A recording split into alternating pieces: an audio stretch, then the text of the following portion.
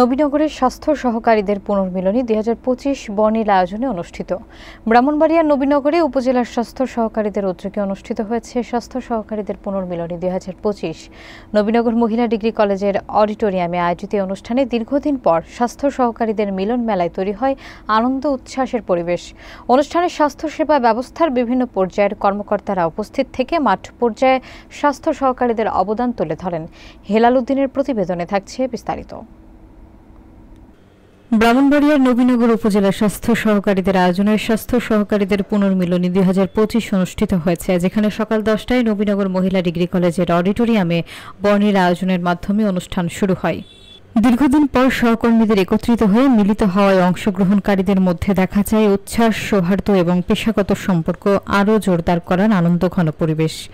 অনুষ্ঠানে সভাপতিত্ব করেন নবীনগর উপজেলা হেলথ অ্যাসিস্ট্যান্ট অ্যাসোসিয়েশনের সভাপতি মোহাম্মদ রকিব উদ্দিন খান। প্রধান অতিথি civil surgeon doctor Mohammad Noman Mia স্বাস্থ্য সহকারীদের মাঠ পর্যায়ের কাজকে অত্যন্ত গুরুত্বপূর্ণ হিসেবে তুলে ধরে সেবার মান বৃদ্ধিতে সবাইকে আরও আন্তরিকতার সঙ্গে কাজ করার আহ্বান জানান। উদ্বোধক হিসেবে উপস্থিত ছিলেন নবীনগর স্বাস্থ্য ও পরিবার পরিকল্পনা কর্মকর্তা ডাক্তার মোহাম্মদ হাবিবুর রহমান, যিনি স্বাস্থ্য ব্যবস্থাকে শক্তিশালী করতে স্বাস্থ্য সহকারীদের অবদান অপরিসীম বলে উল্লেখ করেন।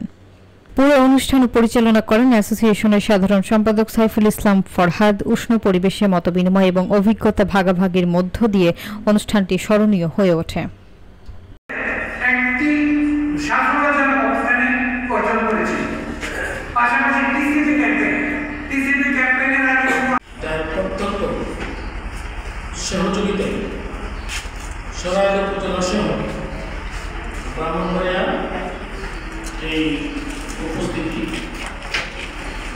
সম্মানিত উপস্থিতি, আমাদের এখানে উপস্থিত আছেন নবীনগর উপজেলার প্রিন্ট এবং ইলেকট্রনিক মিডিয়ার সম্মানিত সাংবাদিক বন্ধুগণ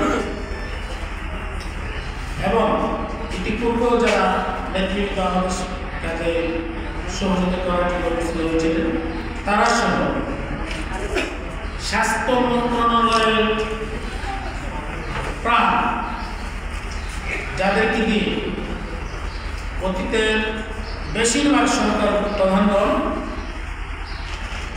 বাংলাদেশের পক্ষে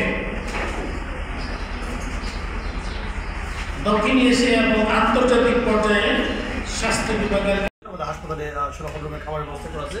সবাই খাবারে অংশগ্রহণ করবেন। সবাইকে ধন্যবাদ জানিয়ে আমরা অবস্থাতে শুভেচ্ছা জ্ঞাপন করতেছি এবং আজকের অনুষ্ঠানে সমাপ্ত করছি।